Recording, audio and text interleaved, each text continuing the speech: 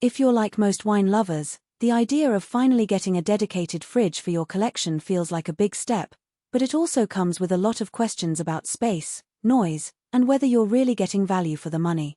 I spent a few weeks digging through user forums, watching unboxings, and comparing a handful of models before I settled on the 200-bottle dual-zone wine fridge from Oromuse. Link is in the description if you want to check the product details on Amazon. The first thing that makes me pause before any purchase is the risk of overcommitting to a size you can't really use. A 200-bottle capacity sounds impressive, but if you only have a couple dozen bottles on hand, you might end up with a half-empty cabinet that just hums in the corner.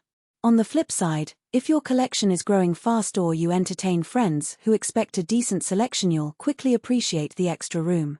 That's why I focused on real-world usage. How often does the fridge actually get opened? How does the temperature hold up during a dinner party? And does the noise stay low enough that you forget it's there? The dual-zone design is the headline feature, and it's more than a marketing gimmick.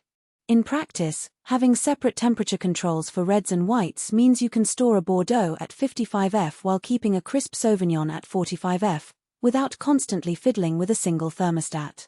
I tested that by loading a mixed case of wines, then pulling a bottle of Pinot Noir for dinner while a few chilled whites stayed untouched.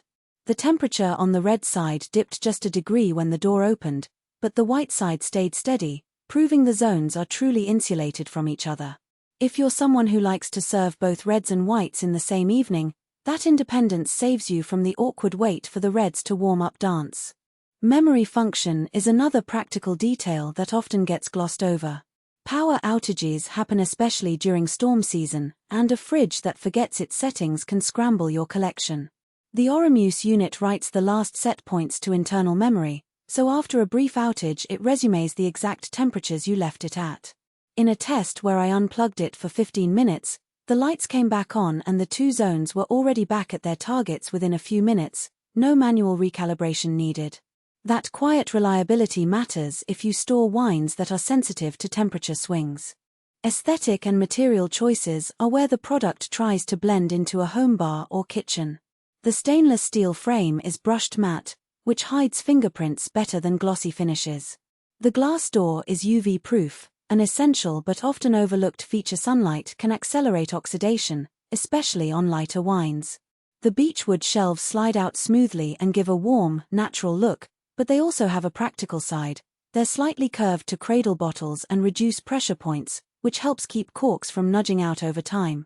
I did notice a faint scent of fresh wood when the door opened, which isn't unpleasant but might be something to consider if you have a very tight nose for aromas. One of the hidden trade-offs is the carbon filtration system. It's marketed as a way to keep the interior air fresh and reduce odors from corks, and in a sealed environment that's a legitimate benefit. However, the filter isn't user-replaceable without opening the rear panel, and the manufacturer doesn't list a clear replacement interval. If you keep the fridge running 24/7, you'll eventually need to source a compatible cartridge, which adds a small ongoing cost. For most casual collectors, the filter will do fine for a year or two, but serious hobbyists should factor that into the total cost of ownership. Noise is a frequent complaint with larger wine coolers, and this model advertises a low-noise compressor. In my kitchen, the unit whispered at about 38 dB when the compressor kicked in, comparable to a quiet refrigerator. Even during a movie night, the sound blended into the background. If you plan to place the fridge in a living room or an open-plan space, that low hum should be acceptable. The downside is that the compressor runs continuously to maintain two separate zones, which means the energy draw is higher than a single-zone model.